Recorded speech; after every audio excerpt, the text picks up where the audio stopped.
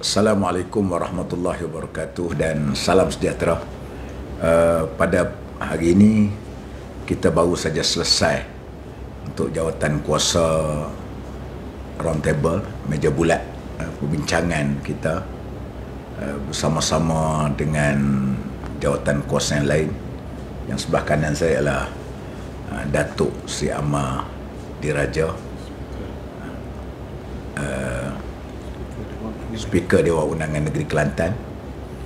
Yang sebelah kiri ini ialah seperti mana yang maklum merupakan Datuk Seri Taqiyuddin yang juga merupakan Ketua WIF Perikatan Nasional.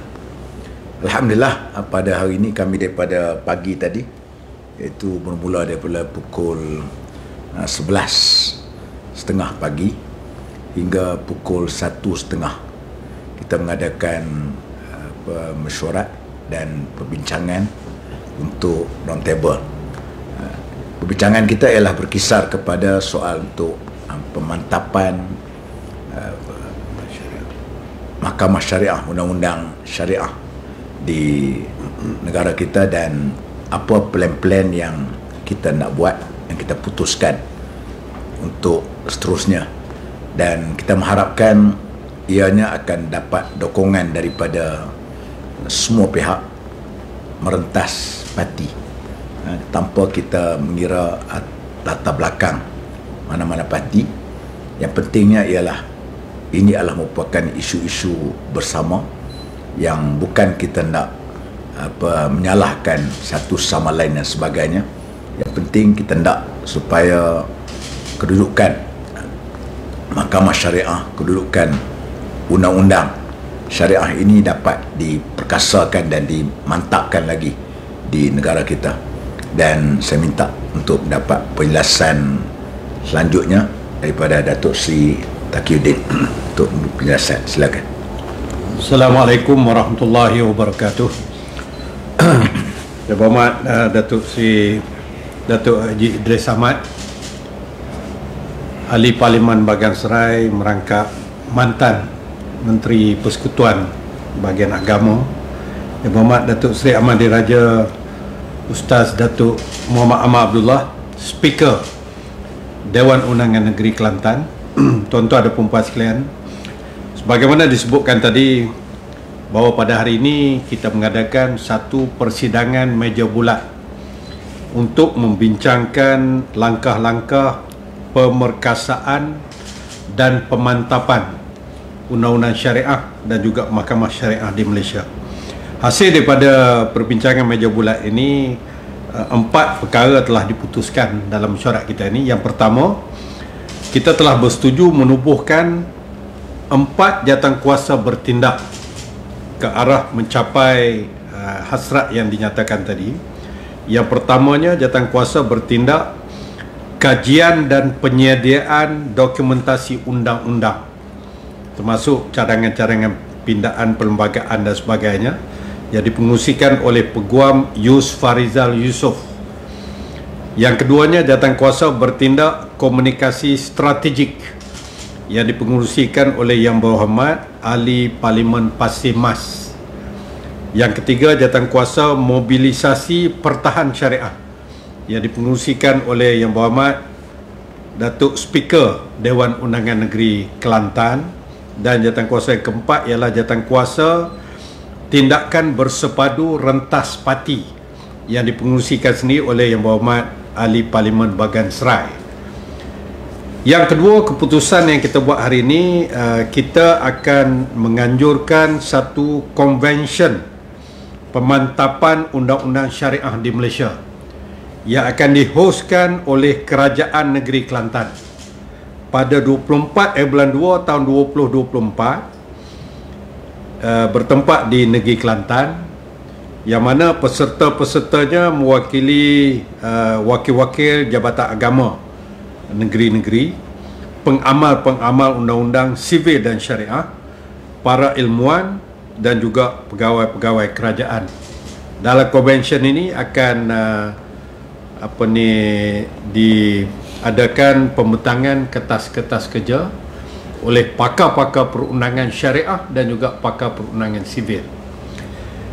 Ketiga keputusan kita adalah kita akan menyediakan satu memorandum cadangan dan juga pengesyuran yang akan kita kemukakan untuk pertimbangan Majlis Kebangsaan Hal Ehwal Islam atau MKI yang dipengerusikan oleh Kebuah Duli Yang Maha Mulia Sultan Selangor, berhubung dengan cadangan-cadangan daripada pihak kita, termasuklah satu cadangan daripada pihak kita supaya keahlian ataupun komposisi keahlian MKI untuk membincangkan soal berhubung dengan undang-undang syariah ini merangkumi wakil-wakil daripada kerajaan-kerajaan negeri sebagai pihak-pihak yang terkesan daripada apa-apa tindakan terhadap undang-undang syariah. Dan yang keempat, kita memutuskan supaya ahli-ahli parlimen kita daripada Perikatan Nasional akan membawa usul rang undang-undang persendirian ataupun private members bill yang akan mencadangkan pindaan perlembagaan ke arah memperkasakan dan memantapkan undang-undang syariah dan institusi mahkamah-mahkamah syariah di Malaysia ini. Itu 4 ketetapan yang telah kita lakukan pada hari ini. Terima kasih.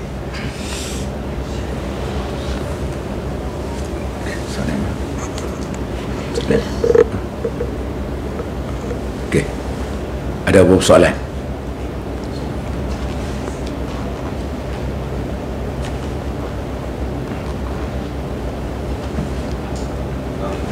Inisiatif yang dilakukan ini adakah melibatkan kerajaan yang ditadbir oleh UMNO dan juga Pakatan Harapan?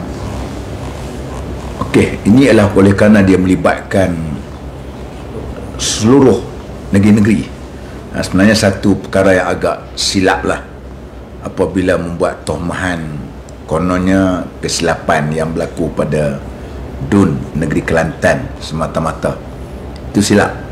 Termasuklah juga yang melibatkan di wilayah Persekutuan Senayan Ipoh yang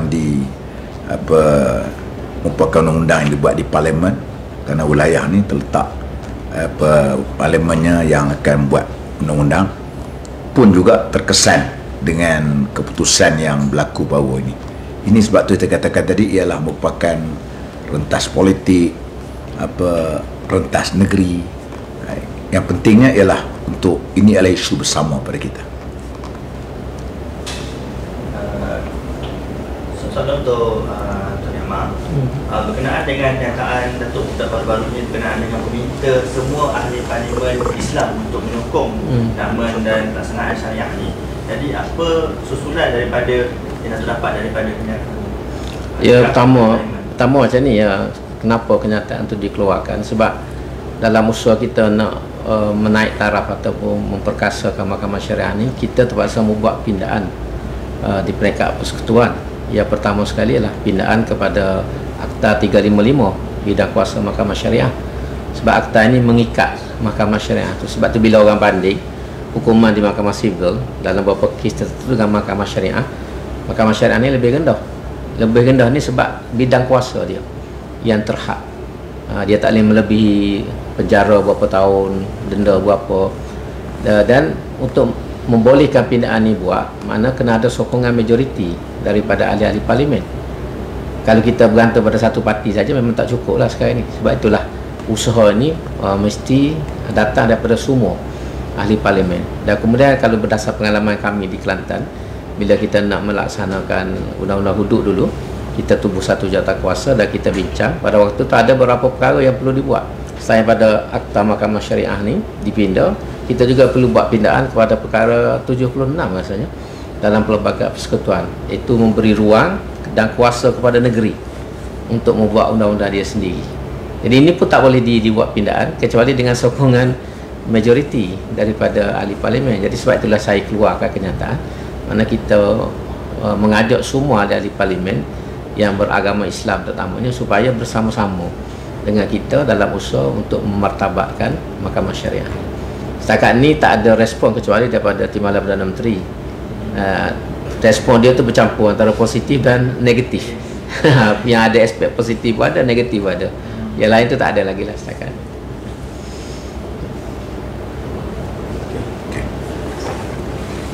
Okey, terima kasih pada semua yang hadir pada hari ini.